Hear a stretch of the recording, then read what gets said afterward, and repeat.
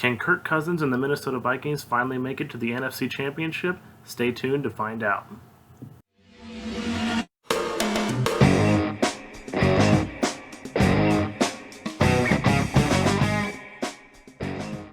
What is going on, everyone? It is Connor, the co-host with the most, back here with another 2022 NFL team preview, this time for the Minnesota Vikings.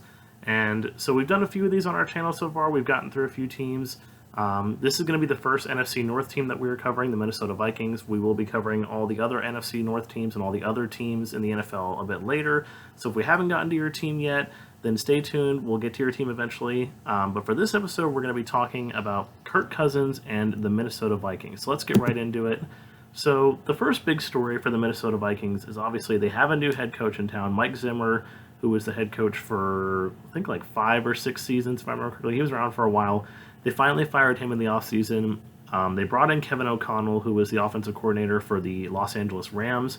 Now, this is definitely a big change for the Minnesota Vikings in terms of their identity as a team, because Mike Zimmer was a very defensive-minded head coach. He definitely, the Vikings were always thought of as like, okay, they're a defensive team. Mike Zimmer's a defensive head coach. They're going to have a dominant defense. They're going to do great there. Now, unfortunately, towards the end of Zimmer's career in Minnesota, the defense wasn't exactly the greatest, and it was definitely a time for a change. Offensive-minded head coaches are becoming, the popular thing in the NFL these days. I myself still like having a defensive-minded head coach. I'm old school like that, but having an offensive-minded head coach, and especially like a quarterback-centric offensive-minded head coach, is really becoming a trend in the NFL right now. So that's a big thing with Kevin O'Connell. Like I said, he was the offensive coordinator for the LA Rams. He worked with Matthew Stafford in LA, helped them go to a Super Bowl, win the Super Bowl. Kevin O'Connell also used to be a former quarterback himself. Didn't really catch on in the NFL, but he was a former quarterback. And I think it's a good move for the Minnesota Vikings. It's time for them to change their identity. It's time for them to switch things up. Definitely get a coordinator in there that can work with some of the young stars they have on offense, like Dalvin Cook, Justin Jefferson, all these guys that they have on offense that, really bring this offense together and make it into something good. Now, what is that going to do for the defense? I don't know. The defense, they did have some changes this year. They brought in Zadarius Smith from Green Bay. They brought in Patrick Peterson to play. They re-signed Patrick Peterson. I think he was already on the team. But like I said, the big news was they brought in Zadarius Smith. They brought in Harrison Phillips from Buffalo. So, they got a prime edge rusher in Zadarius Smith, and they got in a good run stuffer in Harrison Phillips. They did lose Anthony Barr, which I know a lot of fans were kind of saying it was about time for them to lose Anthony Barr. He'd kind of been overpaid and wasn't really performing up to expectations, so they did lose Anthony Barr, but they brought in Zadarius Smith, so I definitely think, that's an upgrade at the linebacker position. Barr wasn't really much of an edge rusher like Zadarius Smith is, but, it's linebacker for linebacker, and Zadarius Smith is an upgrade in my mind. But I definitely think this is going to make the offense better for sure. We saw what happened with LA's offense last year. They were one of the most dominant offenses, especially throughout the playoffs. Cooper Kupp became a stud. Matthew Stafford, played up to the level that we thought he could, and, he did a really good job. So I think it's a good thing for the Vikings. Now, the other thing for the Vikings, this is on offense and defense, is that the Vikings, they do have a very young team. Now, I couldn't really find any statistical data as to where they fell on this scale this year, but last year they had like the second youngest team in the league. So definitely a lot of young stars in Minnesota, but a couple of their biggest stars are veterans who have been around for a long time, and the key to their success is really going to be, can these guys still play and still play up to an elite level? So I have a few of them listed here. Harrison Smith, the all-pro safety on defense. Adam Thielen, who is Justin Jefferson's counterpart, an all-pro wide receiver. And Eric Kendricks, their leader on defense, the middle linebacker. Now, in my mind, I definitely think that Harrison Smith and Eric Kendricks are good. Good as in, they're good to go. There should be no problems with them. I think Harrison Smith is still playing at a high level, definitely has a few more years left in him. Maybe he'll start to regress in a couple of years, but I definitely think Harrison Smith, nothing's going to happen there. I don't think anything's going to happen with Eric Kendricks. He's always just been a solid guy in the middle of the field. You don't really hear much about him. You don't really hear much about middle linebackers. It's not the big flashy thing in the NFL anymore. Like if you're not getting sacks or getting, forced fumbles or interceptions, like no one really cares about you. Even though Kendricks is he's a really good tackler. He's got great vision on the defense. You have to have great vision if you're going to be the middle linebacker, given that you're going to be the quarterback of the defense. So I definitely don't foresee any problems happening there. My biggest concern is going to be with Adam Thielen. Now, Thielen had quite a few injuries last year. I can attest to that because I had him on my fantasy team, and it was kind of annoying. Like, okay, is he going to play this week? Is he not going to play this week? Who knows? So I definitely am expecting Adam Thielen to regress a little bit. Now, it's not the end of the world. Obviously, Justin Jefferson is a stud. He's one of the top receivers in the league right now. Dalvin Cook is one of the best running backs in the league. But I will say it's going to get harder for Justin Jefferson if Thielen doesn't, if Thielen isn't healthy and performing. Because what's going to happen is teams are already going to double team Justin Jefferson. They've seen how good he is. But Adam Thielen's also really good too. So if Adam Thielen plays at the level that we all know he can play at and his pre-injury level, then, you got to be really concerned about Adam Thielen too. You can't just double team Justin Jefferson every play.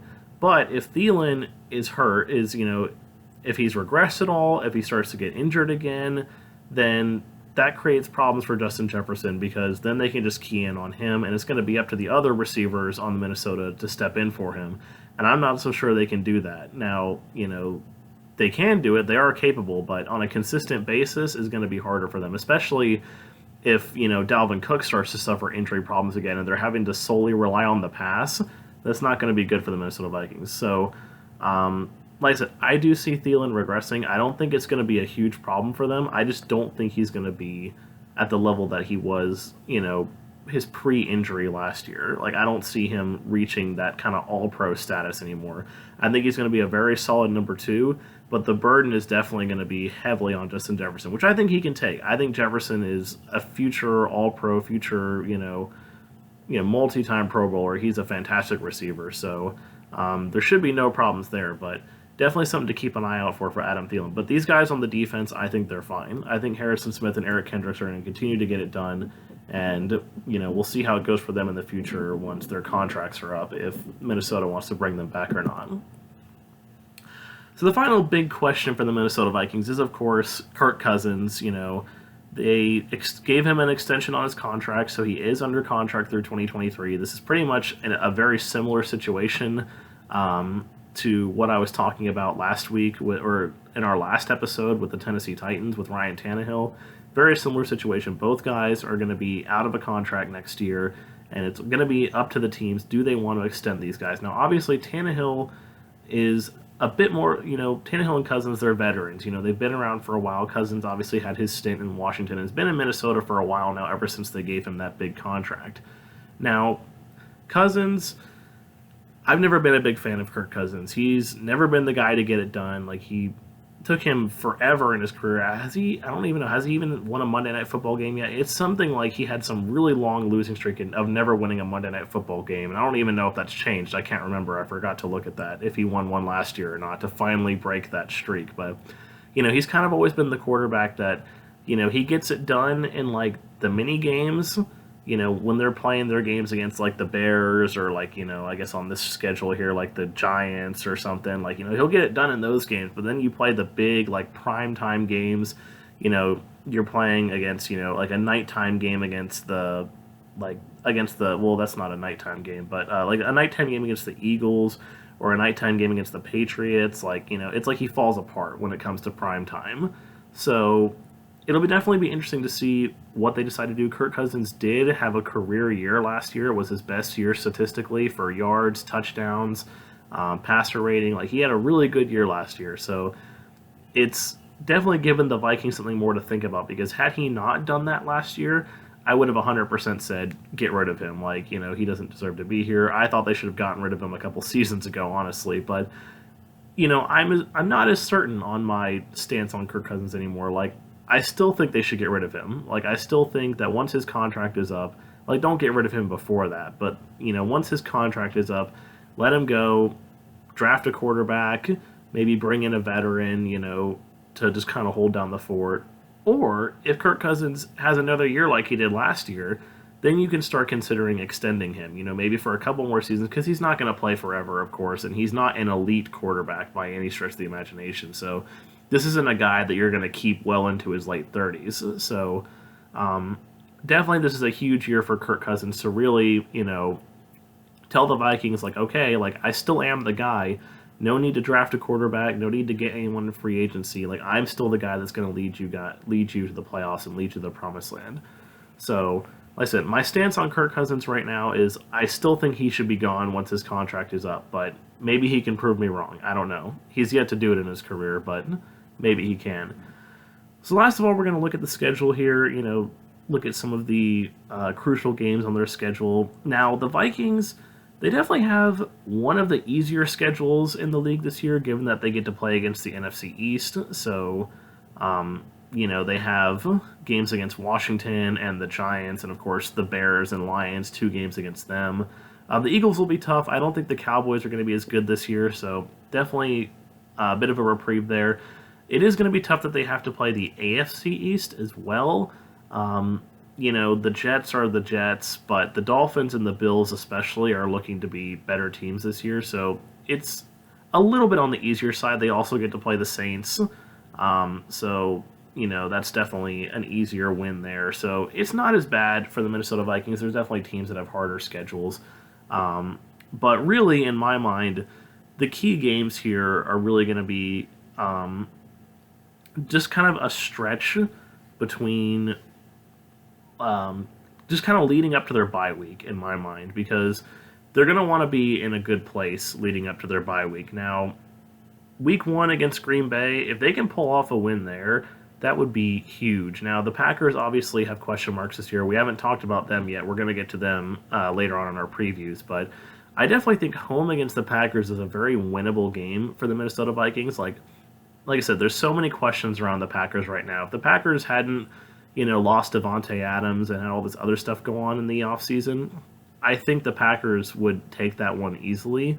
But I think it's definitely much more of a game, especially given that it's going to be at Minnesota. At Philadelphia, that'll be tough.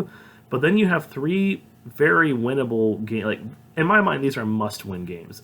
Home against the Lions, the London game against the Saints, home against the Bears. Like, all 3 of those games need to be wins. If they lose any of those, it's going to concern me for the Minnesota Vikings.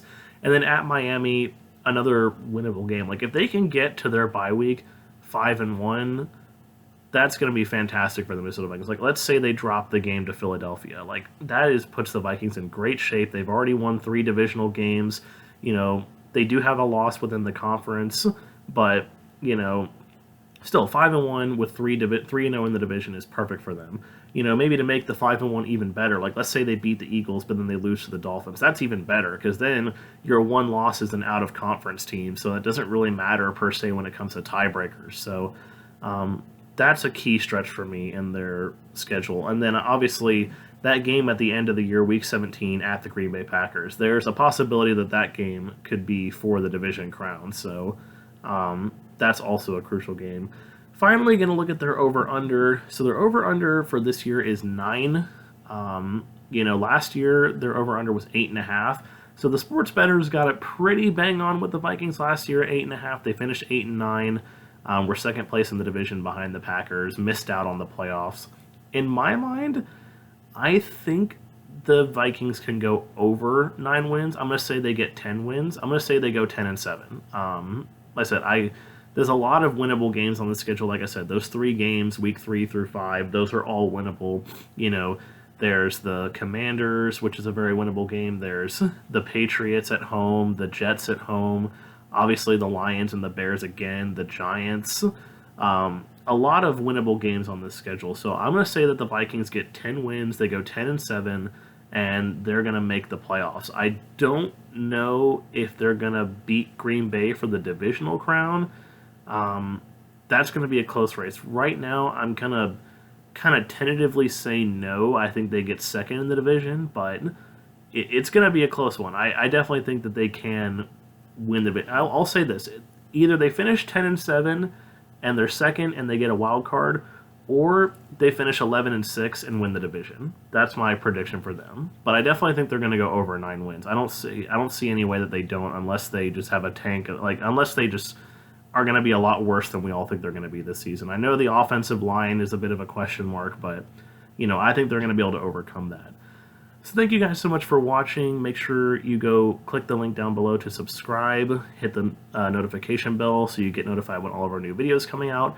Like I said, we're doing previews for all these teams, so you definitely want to be notified when your team comes up, and so that way you don't miss that episode. Make sure you give us a follow on Twitter at clutchcrewsports. Let me know down in the comments below what you think, where you think the Minnesota Vikings are going to finish, if you agree or disagree with me. I love to hear both sides, so let me know down in the comments. And until then, I will see you guys next time.